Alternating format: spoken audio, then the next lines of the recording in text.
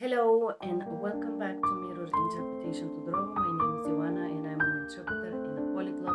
And today we're going to compare CCHI versus Nbcmi test, what is on the book and how is the test actually structured and which test I believe it's more reasonable.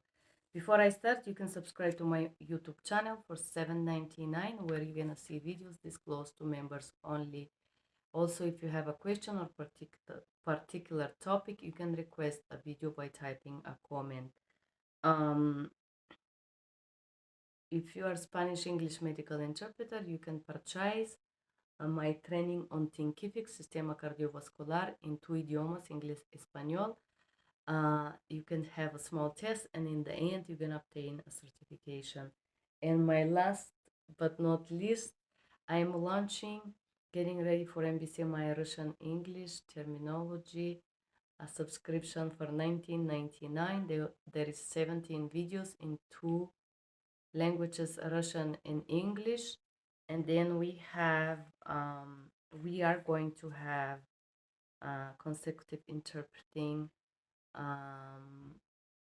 practice for medical interpreters for the Nbcmi test. So said that, you can also purchase my merchandise by clicking on the link below. Said that, I'm so sorry, but somebody texted me and continued distracting me, and I haven't done those videos in quite some time. So this is the second time I'm trying to record this video. So I'm gonna use the structure of the CCHI core because I believe it's better structured and is more clear. The first part, it says, before I start, I'd like you to know that CCHI is 100 questions and 15 are unscored. Nbcmi contain 51 questions. So either way, in CCHI, I believe you have more gap, but also the way it's structured, I believe it's better. But let's start with professional responsibility and interpreter ethics. CCHI have 22% of the test, and I believe this is realistic. Medical interpreter ethics, Nbcmi say 15%. I don't find this very realistic because the questions are very little, but anyway, they do have it in paper. Managing interpreting encounter, 22% in CCHI. And we have roles of medical interpreter in Nbcmi, just 8%.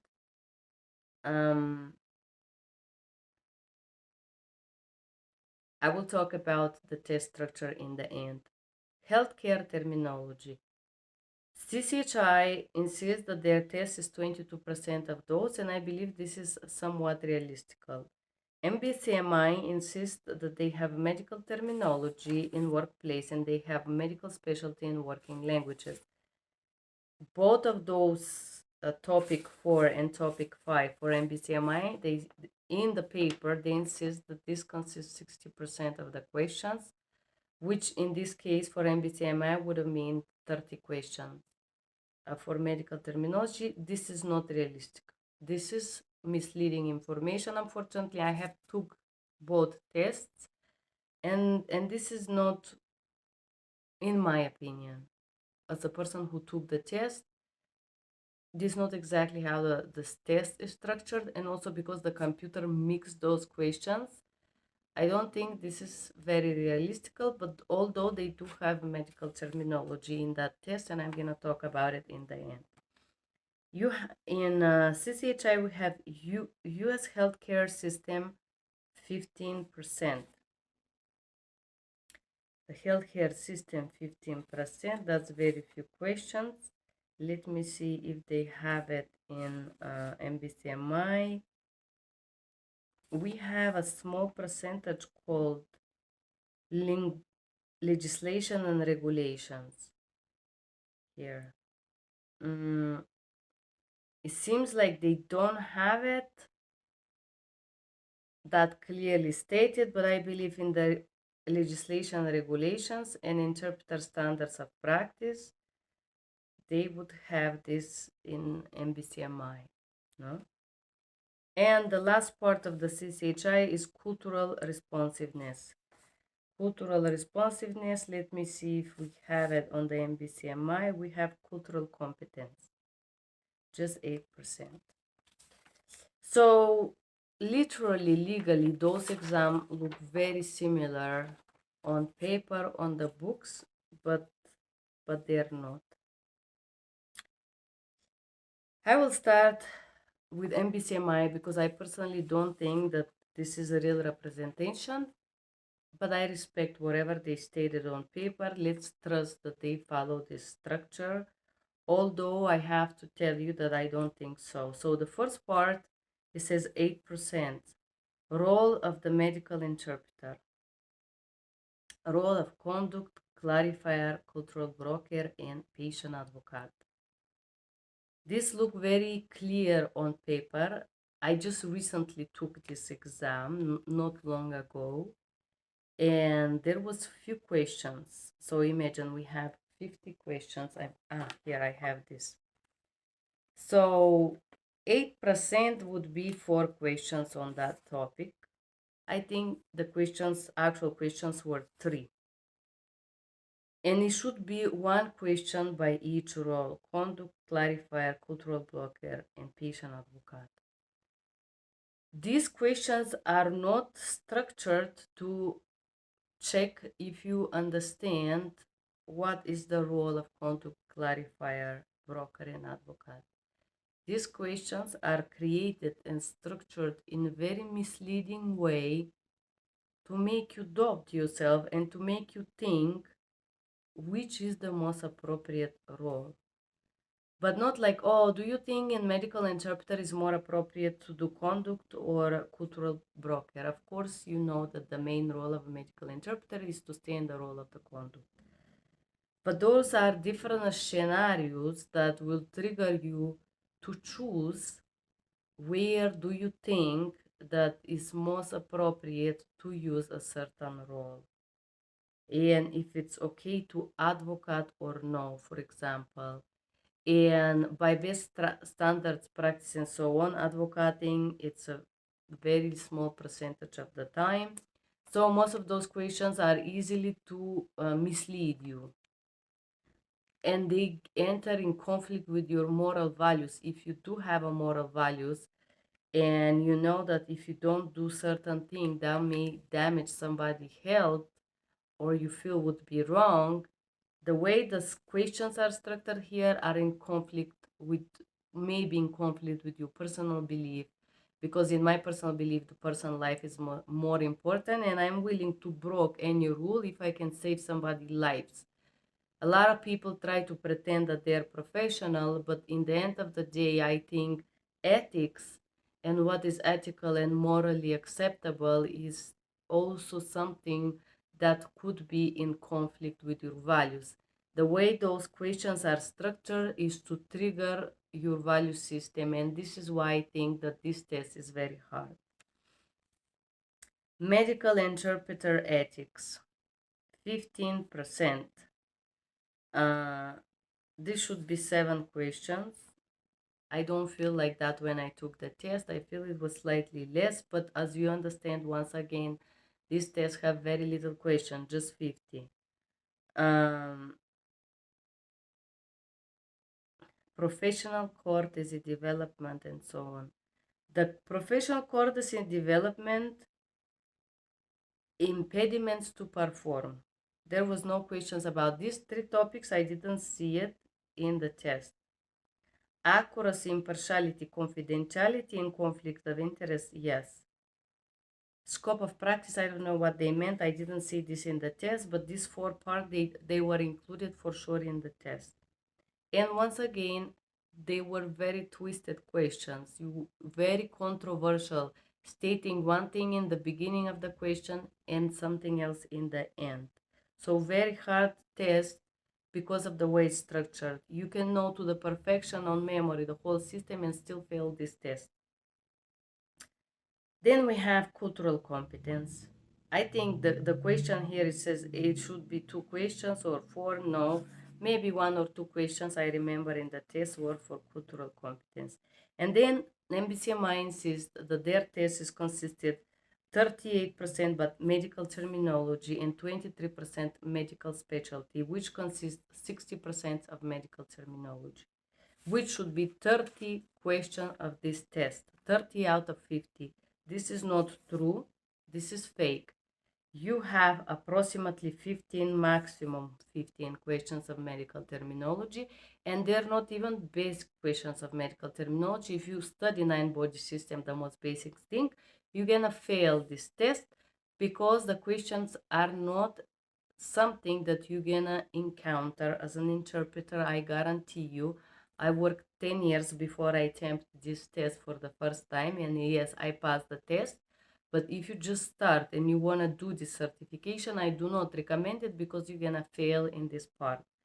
A lot of those questions are something that you cannot guess, and it's not something as a general medical terminology.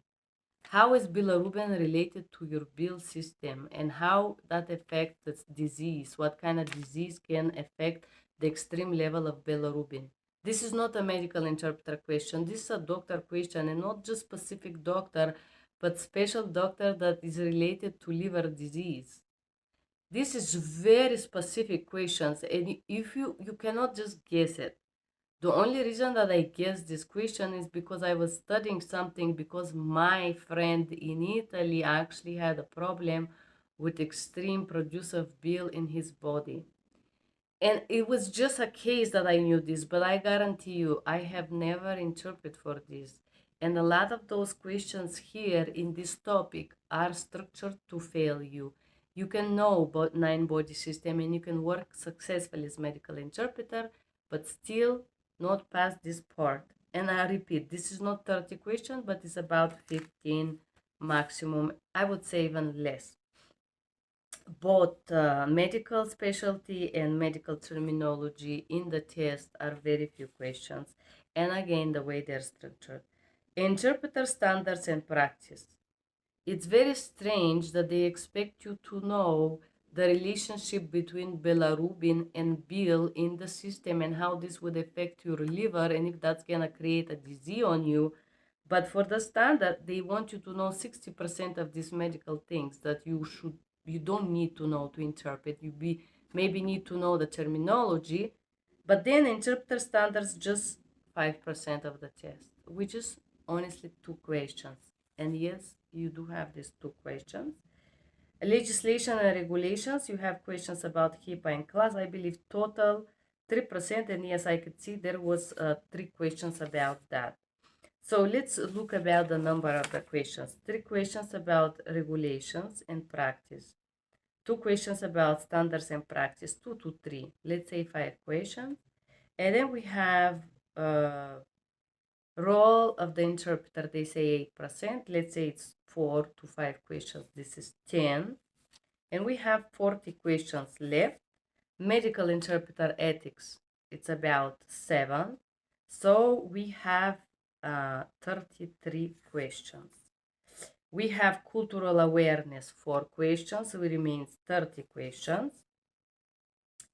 And there would be 10 questions medical terminology and 10 questions medical specialty.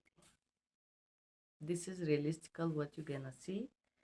And once again, what kind of doctor you're gonna need if you have this infection, that type of disease. That's why you cannot fail, you cannot pass this test. A lot of people doesn't pass the written exam, but the positive thing of this test is that it's computer valued.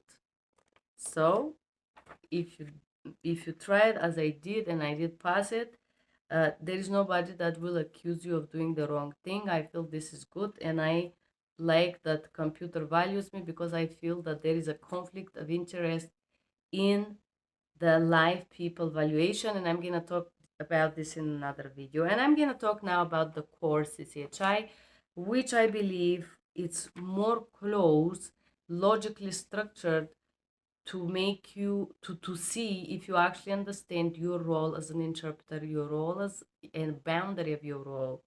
I really think that this test is better structured. I did this test 7 years ago for the first time in 2017.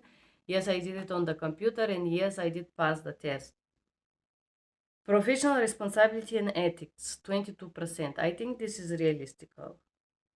I think a lot of this information here is realistical. Once again, because there is 100 questions and you have all of those topics mixed there. Here is 50 questions and the percentage are not very realistic, but indeed they include everything in Nbcmi. Professional responsibility, logically structured questions, conduct, code of ethics, best practice, the managing, interpreting, encounter, 22%. I find this both very, very useful, really nice. Healthcare terminology, the same thing. I study 9 body system. The way the texts are structured is actually to check your real knowledge of body system, is not to mislead you, is not to confuse you, as unfortunately I find in Nbcmi. After 10 years of experiencing, I think that this test is misleading. Forgive me, I don't mean to disrespect anyone, this is my personal opinion. So the healthcare terminology, logical, professionally structured, in my opinion, in CCHI. If you study it, your chances to respond correctly are higher in this test, because this test is created to actually evaluate your real knowledge and not to mislead you and pretend that you're a doctor. The Nbcmi test was structured is like you have to be a specialty doctor, and this CCHI test is actually structured to check your knowledge in general medical terminology as an interpreter, and I do believe that this test is more reasonable. Healthcare system, the same thing. The only thing that I honestly was not ready for CCHI when I did the test, there was a part that was including the medical science that you would see in the hospital and their meanings. I never thought that I have to study this. Now that I work in radiology, I know what these symbols mean. But back then, I was working only as business interpreter. So when I did this test, I was like, what does that even mean? Now I think this is very useful and reasonable, even though for me it was like, why are you asking me those questions? And then we have the cultural responsiveness. Comparing these two tests, although I passed both of them, I will recommend CCHI. CCHI is structured very logically, is structured to check your actual knowledge as an interpreter, is structured to check your actual medical terminology. Yes, in the both tests, there was some medical terminology that I never heard of in my life. Nbcmi, it was more hard because of the way it's structured to mislead you compared to CCHI. I believe CCHI is a very reasonable test, and if I have to choose between the two, I recommend CCHI again. But that's my opinion. That's my opinion. That was my experience. And I will thank you guys for being here for this comparison. With all the respect, both organizations have a very strong credential, and if you create or do each of those tests, you are going to have success. You're going to be accredited. You're going to have this certifications. Yes, CCHI provide me the certification right away. Nbcmi has not. Actually, they actually ghosted me after I did the test. I haven't received it. I don't know if they're gonna send it to me. I just wanted to do the test for just to check what was that about. Said that, similar prices for me, CCHI is better. Thank you guys for being here. I will link the websites to both organizations. If you want to get tested, if you want to get certified, you can try with these two organizations. Thank you for being here and have a good day. Bye bye.